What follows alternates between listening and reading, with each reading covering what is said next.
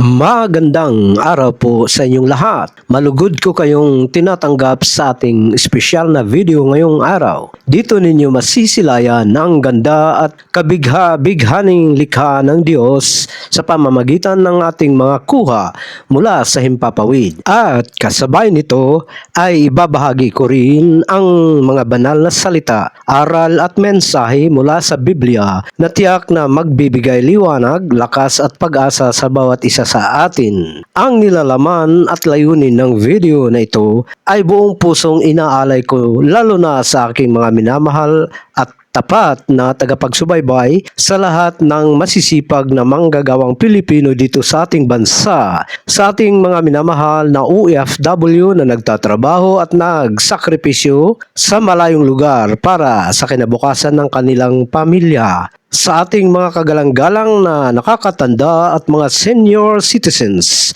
at pati na rin sa buong komunidad ng YouTube na laging sumusuporta at nakikibahagi sa ating mga gawain. Sana ay magustuhan ninyo ang bawat tanawing inihanda namin at higit sa lahat, sana ay tumimo sa inyong mga puso at isipan ang mga banal na kaisipang ating matutuklasan mula sa salita ng Diyos. Halina't samahan ninyo ako sa ating paglalakbay at pagninilay ngayong araw. Mga pagbasa para sa ika-20 ng Mayo, taon 2026, ika-4 na araw ng ika-5 linggo ng Pasko ng Pagkabuhay. Ang unang pagbasa mula sa aklat ng mga gawa ng mga apostol, chapter 15, verse 1 hanggang verse 6. Noong panahong iyon, may mga taong dumating mula sa Judea at nagturo sa mga kapatid sa Antioquia, "Hindi kayo maliligtas kung hindi kayo tutuli ayon sa kaugalian na ipinamana sa atin ni Moises." Nagkaroon ng matinding pagtatalo at pagdidibatihan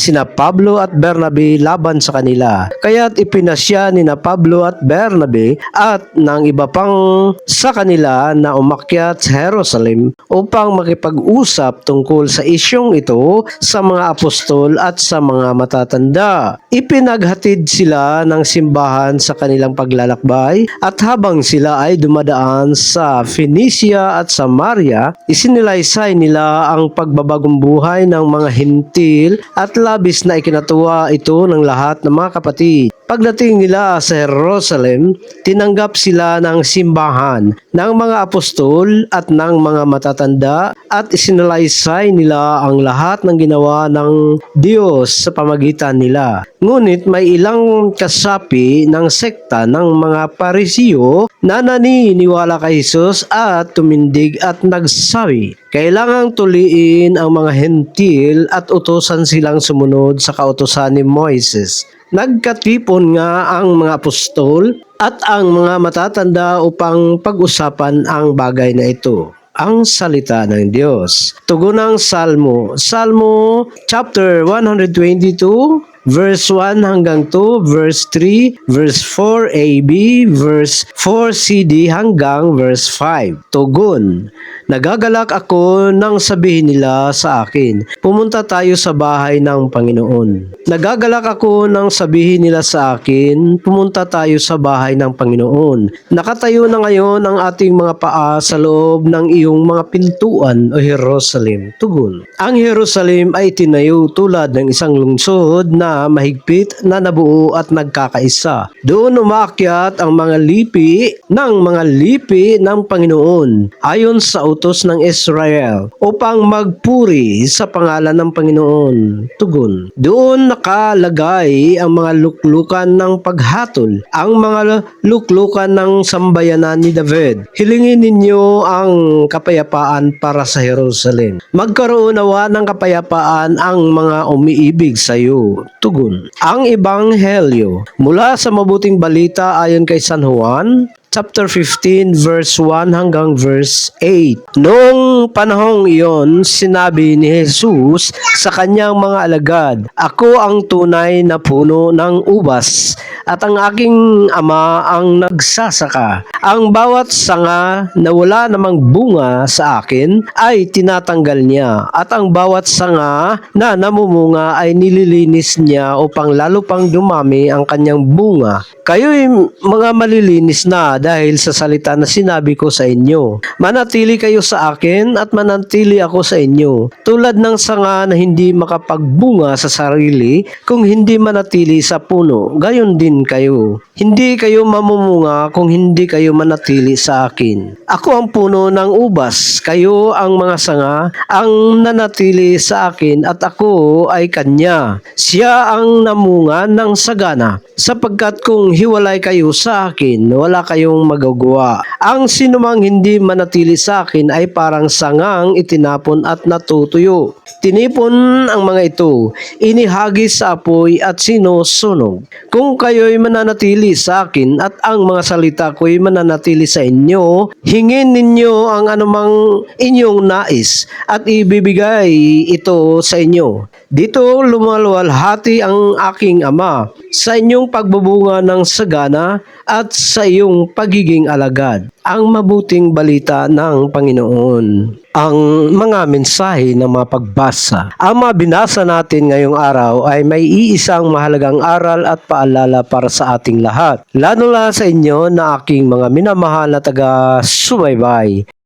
Masisipag na manggagawa dito sa bansa, mga FW na nagsekripisyo sa malayo, mga kagalang-galang na nakakatanda at sa buong komunidad ng YouTube. Mula sa unang pagbasa, mula sa Aklat ng Gawa, chapter 15 verse 1 hanggang verse 6, ipinakita sa atin na ang tunay na pananampalataya ay hindi nasusukat o nababase lamang sa pagsunod sa mga batas, kaugalian o mga panlabas na gawain. Noon nagkaroon ng pagtatalo ang mga mananampalataya tungkol sa kung ano ang dapat gawin upang maligtas. Ngunit ipinakita ng pangyayaring ito na ang pinakamahalaga ay ang ating pagkakaisa at ang ating paghahanap at pagsunod sa kalooban ng Diyos. Higit pa sa anumang alituntunin ng tao, ang pananampalataya ay dapat magbubuklod sa atin bilang magkakapatid, hindi maghiwa-hiwalay o naghahati sa atin. Ang salmong tugunan naman ay nagpapaalala na ng tunay na kagalakan